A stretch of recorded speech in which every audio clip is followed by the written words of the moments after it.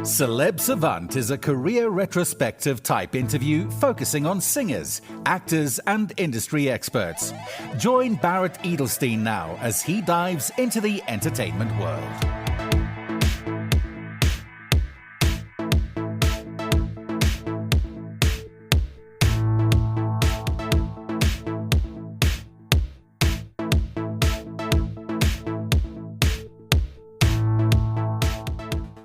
American Nic Collins is a performer, artist, drummer, and musician. He picked up the sticks at the age of 3 and never looked back. Being the son of legendary drummer Phil Collins, Nic gravitated towards the instrument immediately. Growing up in Switzerland, Nic played drums as often as he could. However, it wasn't until he moved to Miami, Florida, and began playing in different local bands where his passion for drums amplified. Nic began playing drums for his father's solo band at the age of 14 for various charity events. Those charity events turned into more serious performances, such as the 2016 US opening ceremony, until he was finally asked to fill in full-time in his father's band for the Not Dead Yet World Tour from 2017 to 2019. By the age of 18, Nic had already played at venues such as the Royal Albert Hall, Hyde Park, Madison Square Garden, and various other arenas and stadiums around the world. Nic was announced as the drummer for the Genesis' first reunion in 14 years for the last Domino tour in 2021. Following that, Nic took up drumming duties for Mike and the Mechanics on their 2023 Refueled tour, and most recently on their 2025 Looking Back, Living the Years tour. In addition to that, Nic is working on new material in his own band, Better Strangers, with longtime friends Yang Weingarten and Joey Rodriguez. Nic is dead set on making a global impact as a drummer and songwriter, and hopes to inspire the next generation of drummers along the way.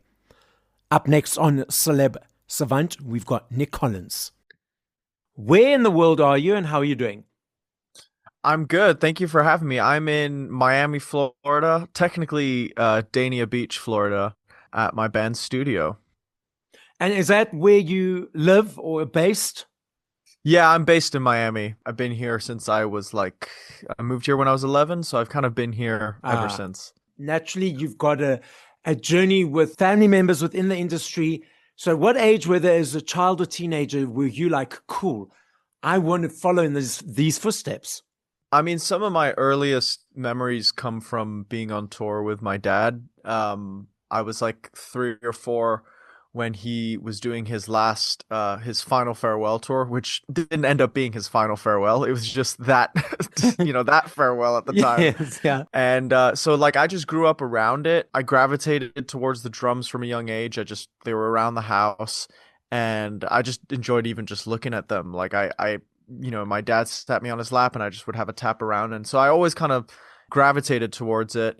But seeing him on tour definitely ignited that kind of love and that just passion for music. I mean, one thing was seeing him play drums, and then the other thing was also just seeing a band and an artist on a stage with an audience and that interaction. I just kind of really loved it.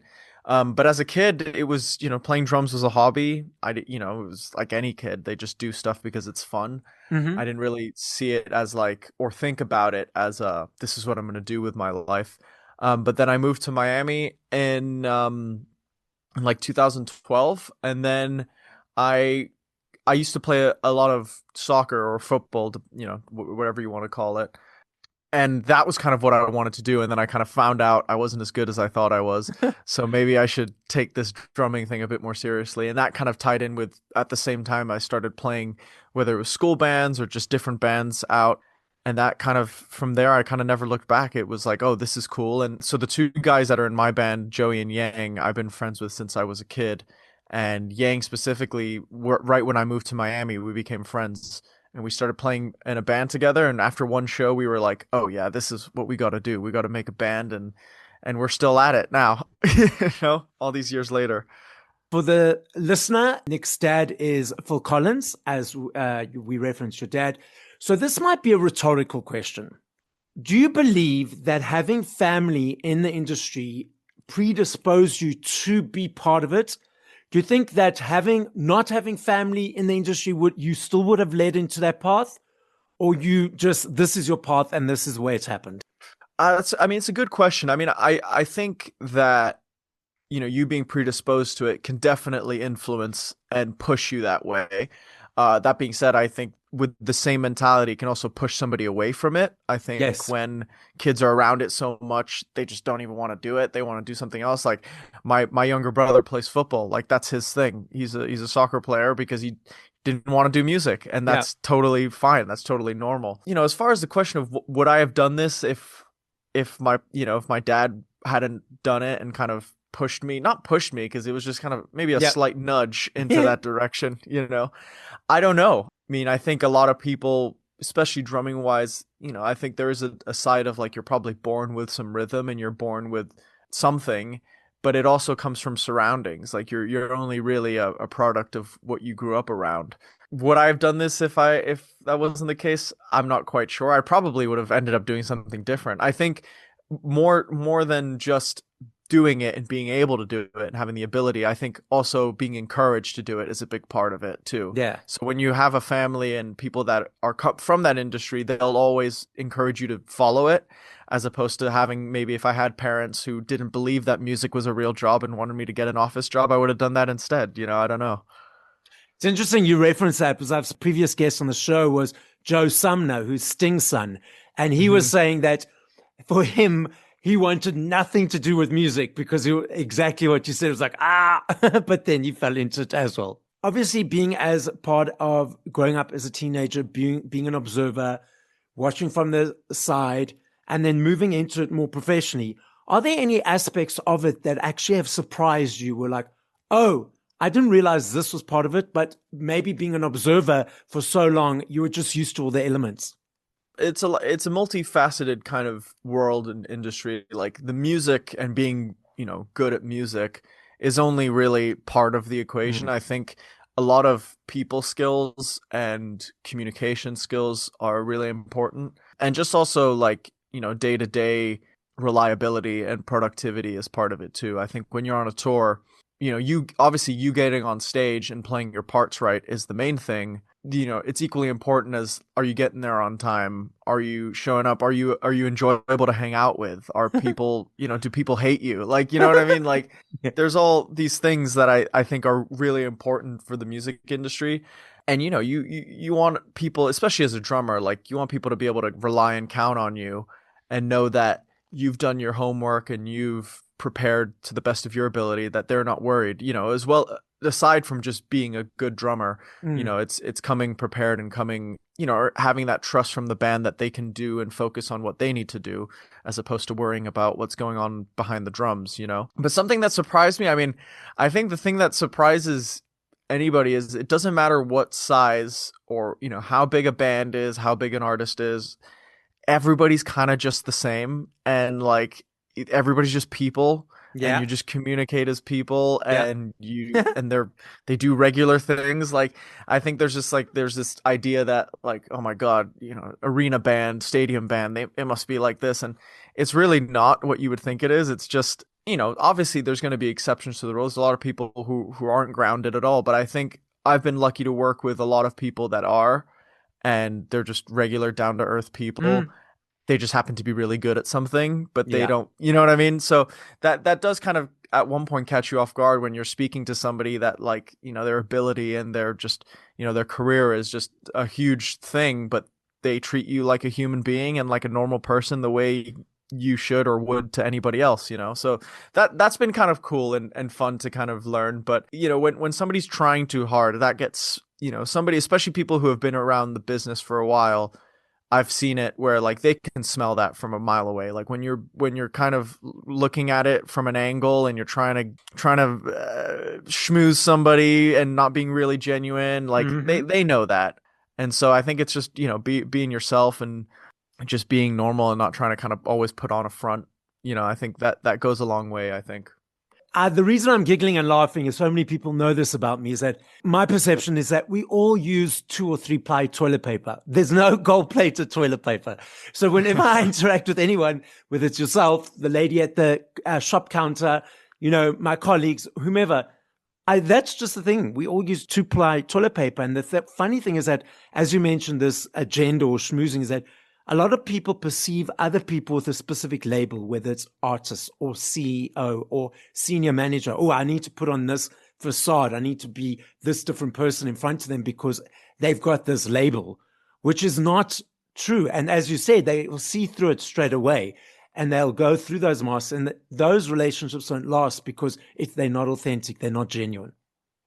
Yeah, absolutely. And obviously, you hear all the stories of different artists who are maybe like that do kind of conduct themselves with a bit of a different, with a bit of an ego or a different attitude towards people. But, I think the majority of people who work and like are hired musicians or are just like functioning bands where it's a group thing, because that's the thing. I mean, being in a band is it's a marriage with 4 or 3 people, and it's communicating. That's a huge part of it. And I've been lucky enough to have played with different bands where you kind of learn to adapt to a dynamic, and you can actually learn to communicate better. Like when I come back here with my guys with Better Strangers, like we grew up together and we've been playing music since I was like 13 or 14 years old. So we've been through our teenaged angst together. We've argued, we've done all that. And sometimes when you're in that environment, you can kind of get caught up in that. But actually going away and doing different bands and working with different artists has actually kind of made me bring a different approach here. To actually like, oh, let's listen to everybody. Let's actually have a conversation. Let's not like, fight like brothers would, because of course you're going to do that. So I think it's really helped, it's helped with our dynamic here back home with the band. And I also think it's helped me, adapt to different environments when I'm on the road. So tell us, how did the name Better Strangers come to be? What was the inspiration behind it? Yeah, when we came up with it, I mean, actually, it technically the name is the name of a Royal Blood song. That wasn't necessarily why we picked it, but Royal Blood is a band that we liked. We were coming up with a band name. This was a couple years ago when we had our singer Ricky in the band, and we were just looking for a name with the word strangers in it. We just kind of liked that. And then somebody just mentioned Better Strangers. We all knew it was the song. We were like, but it's kind of a good band name, so whatever. So we just went with it. It wasn't super thought out. It was just we thought it was a cool name. It kind of makes sense. We all come from different places in the world, and we just kind of all kind of met by circumstance, just random, situations. And here we are, in a band together. So we always kind of thought that was a little cool. Tell us about the band. What's happening with it? Are you guys releasing things? Yeah, I mean, so we've just kind of been getting back at it. We've been a little inactive over the last 2 years because we had parted ways with our singer, and we'd been trying some stuff, different singers, different things, and long story short, it didn't quite work out with anybody. And at this point, I just got off the tour with Mike and the Mechanics, and in the 3 of us, me and Joe, we've been, like I said, we've been in bands for so long and have grown up together, and we have this understanding of each other that I think you could only really have if you spent that much time with people. And so it got to a point where it's like expecting somebody to come in and fit perfectly to this dynamic. It could happen. In a way, I do hope it does. But we were just kind of like, you know what? Like, we need to stop waiting on other people to do stuff. Like, let's just be a band. So at the moment, actually, we're writing and doing some stuff instrumentally, which is kind of exciting, actually, because we've never done it.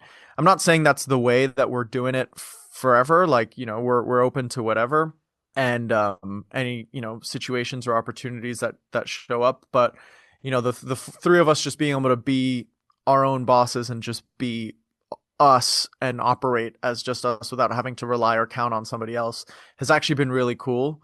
And so we're going to start playing some shows this summer. We've got a few that that we'll announce soon. We've got one that we'll announce soon already. But yeah, no, so it's exciting times. We're kind of seeing what works. We're just being a band again, trying to have fun, because I think that's the thing. When you lose the fun side of it, then you're kind of like, what are we doing this for? So, we're just stoked to get back out there and playing some music again.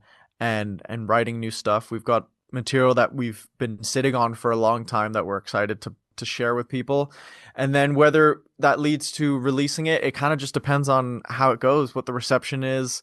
I think now, especially that we're doing stuff instrumentally, it's like, we're starting to look at some of the songs through a different lens. What can we do to make them better or more appropriate in this instrumental context? So, but it's actually been it's fun and exciting though. Like it's been nice to kind of get back at it. And this is where my heart is really with this music. So I always have fun, jamming with the guys and writing new stuff. When you say writing, is it writing just instrumental and then the lyrics as well? And then when a potential singer comes in, they'll sing the words, or explain that? Well, so when we had a singer, we always wrote the music first. Okay. And the way we would usually do it is the three of us, because we live in Miami, and actually, some of the guys that we've worked with haven't lived in Miami. So the three of us would get together at least 3 to 4 times a week. We're either writing or working on stuff, and we take our while, like our time when it comes to writing. We used to just write and try and finish stuff as soon as possible, but now it's kind of like, we need to let ideas grow, and I let ideas sit for a little bit. We're reworking some ideas from like 3 years ago at the moment too. Like, so they're always there because we're lucky enough to be in this awesome studio that Yang has. We have the ability to just record our jam sessions, record our rehearsals. So we'll work on an idea. Once we've got it, when we had a singer, it was once we'd get it comfortable enough with us that we were like, okay, this is solid. We'd send it to them. Maybe we'd bounce off ideas for structures. Should we maybe move this part here? And then they would take all the lyrics and all the melody stuff. It would just be them. And then we'd kind of get back and finish it up, fix anything that needed fixing. And that was, how we wrote. Obviously now that it's instrumental, we just do that first bit. You know what I mean? Like, we don't need to wait for the lyrics. The three of us, I don't think any of us have really gotten into writing lyrics and stuff. Maybe that's something that we end up kind of doing, but we always liked that the singer having their own take. Because so much of our personality and just of us is in the song already from our parts, that we kind of wanted the same for the singer. Like, I don't want to tell them what to sing and what to write, and let alone the fact that I don't think I'm that great at writing lyrics or melodies. You know what I mean? So yeah, that's kind of usually how we do it. But at this point, we've got a lot of songs that were written as like, songs, whether it was with vocals or just as pieces. And as we've been preparing for, to start playing shows again, we've actually either reworked some of that or added some more free-flowing, jams to it, where we have an idea, but we're like, let's do something completely different every time and see where it goes. And that's been so like I've not even been in that zone for so long that it's been kind of tricky to get back there to like the improv side of your brain. But it's actually been really fun because it's actually, we're playing together, and it's not just playing the same songs, the same parts that you're actually interacting and trying to create something different every time. It's been actually really fun. I mean, that's actually so interesting because it is unique, as you said. There's not many bands that are just instrumental. So it will be fascinating to see how, this progresses. So I look forward to observing the journey.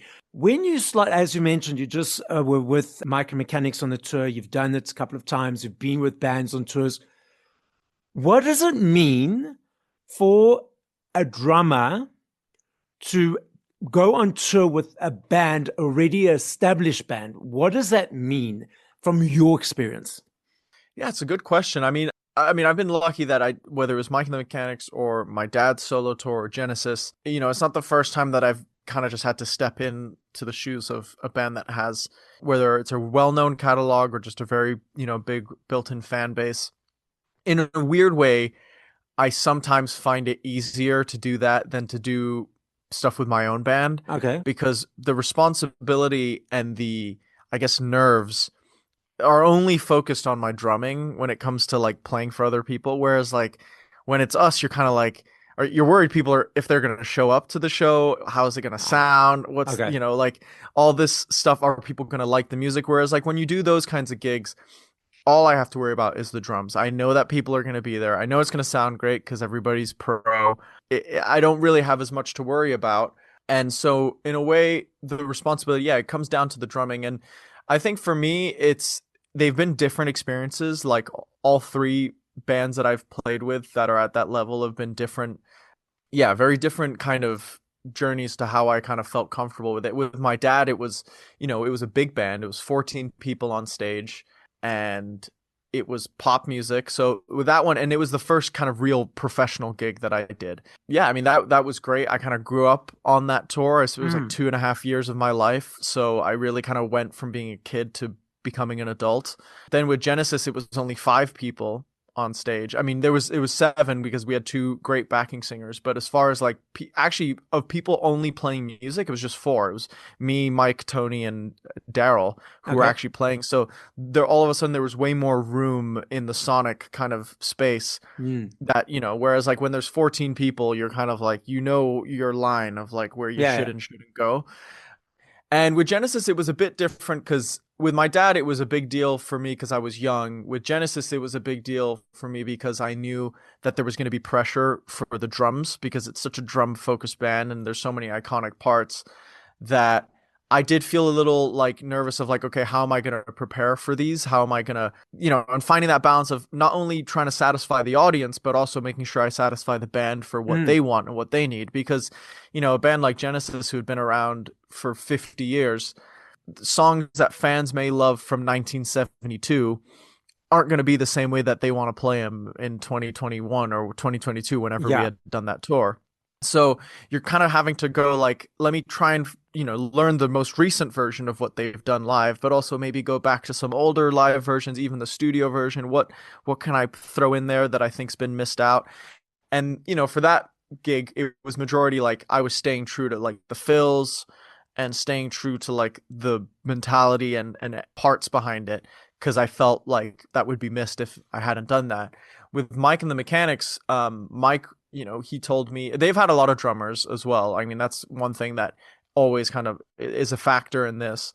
But he was like, you know what, if you know the songs, and if you know a couple key fills and moments, that's fine. Otherwise, do your thing. Do whatever you want. And so that was kind of cool because you can kind of change it from night to night, or you can just be yourself behind the kit. And so, but at the same time, no matter what, my, you know, advice is always serve the music and serve the band. Don't serve yourself. Like, it's not, nobody's there to see the Nic Collins interpretation of this music. Like, and so you want to make sure that the songs feel right. And it's not about getting your chops in or getting the cool fast fill. Like, it's about what feels good to the audience. And also, like I said, like making sure that the band can feel comfortable with you there. Cause I think the drummer comes with a lot of responsibility to ensure that the band is, you know, feels good, sounds good, but also feels comfortable,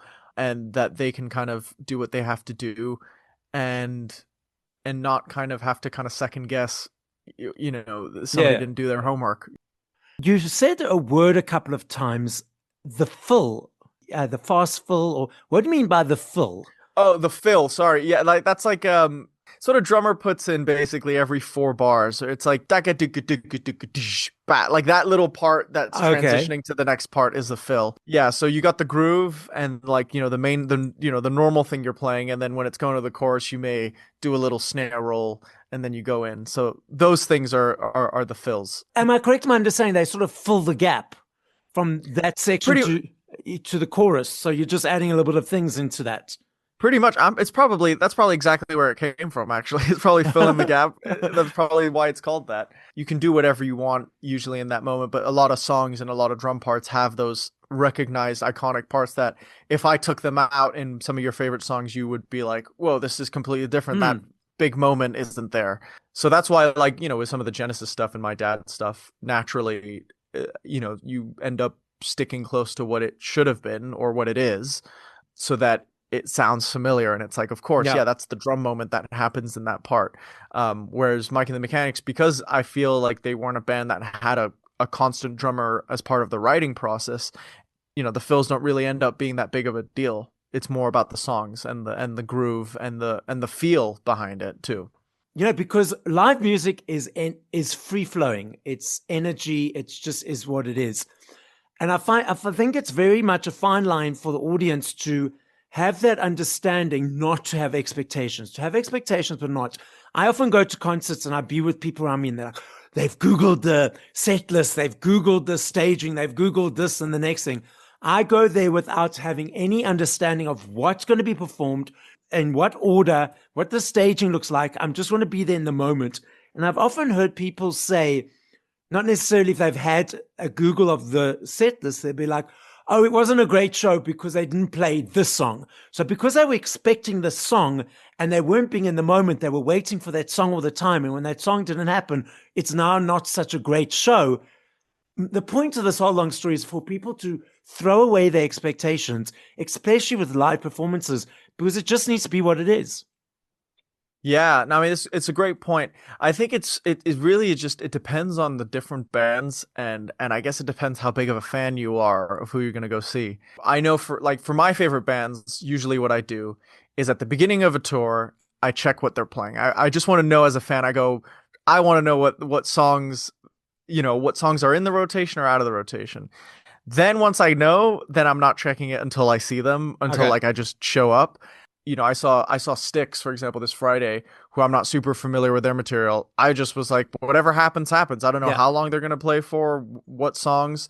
It's tough because as somebody who's in a band, but also a fan, I really see both sides of it because, for example, my favorite band is Tool. And when I've seen them, they're the kind of band, because of the fan base, because of the type of music they do, they don't need to play their top 5 songs on Spotify. Like the first time I saw them, out of the 5 most streamed songs on Spotify, they played one of them. The other 4 weren't in the set.